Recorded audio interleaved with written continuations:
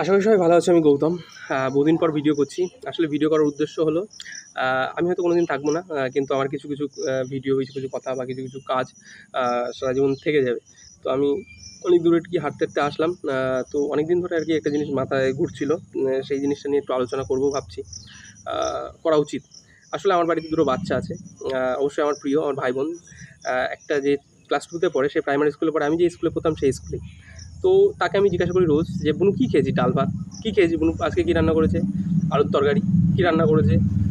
ডাল ভাত, আলু সিদ্ধ, ডিম ভাত। এখন ব্যাপারটা হলো, আমি লক্ষ্য করে একদিন স্কুলে গেলাম, দেখলাম মেনু ফলো হচ্ছে না আসলে। দুদিন খিচুড়ি, একদিন ডিম, দুদিন সোয়াবিন, আর একদিন তরকারি মানে সবজি, এই দেওয়ার কথা। কিন্তু বাচ্চারা খায়ও না হয়তো, আর তারাও দেয় না হয়তো। এখন এই দুটোর মধ্যে কোনো একটা ব্যাপার হচ্ছে। তো আমি শুনলাম, মানে আমি ভিতর দিয়ে অনেক কিছু এসছে, যারা দেখো শিক্ষক হয় তারা কিন্তু একটা উচ্চস্তরের সমাজের মধ্যে পড়ে, যে তারা কিন্তু মানুষ, মানে পরবর্তী জেনারেশন তৈরি করছে। আর তাদের দায়িত্বটা আমাদের থেকে অনেক বেশি। অবশ্যই আমাদের মানুষ হিসেবে আমার অনেক দায়িত্ব, কিন্তু আমি অতটা শক্তপোক্তভাবে আমি কোনো কিছু করতে পারবো না, কিন্তু আমি আলোচনা করতে পারি যেটুকু আমার দ্বারা সম্ভব। এখন তাদের মধ্যে নাকি স্কুলেও, নাকি প্রাইমারি স্কুলেও, নাকি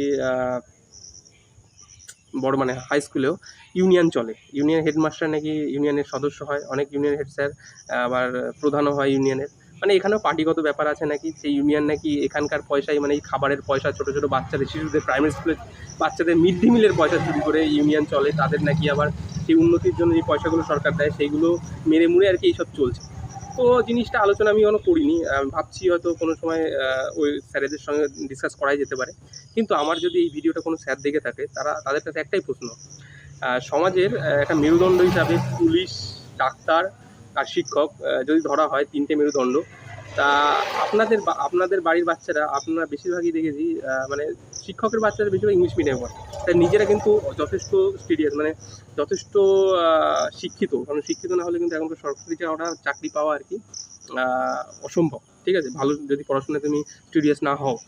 তো সেই ক্ষেত্রে তুমি সমাজে দাঁড়িয়ে, তোমরা মানে সমাজে দাঁড়িয়ে ছোটো ছোটো বাচ্চাদের খাবার, মানে স্বাস্থ্য আর শিক্ষাকে নিয়ে ছিনিমিনি খেলছো।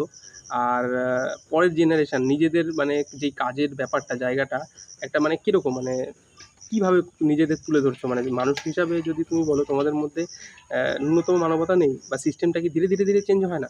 হয়তো আমার মতো তোমরাও হয়তো অনেকে ভুক্তভোগী, যে বুঝতেই পারছো যে খারাপ হচ্ছে, কিন্তু স্টেপ নিতে পারছো না।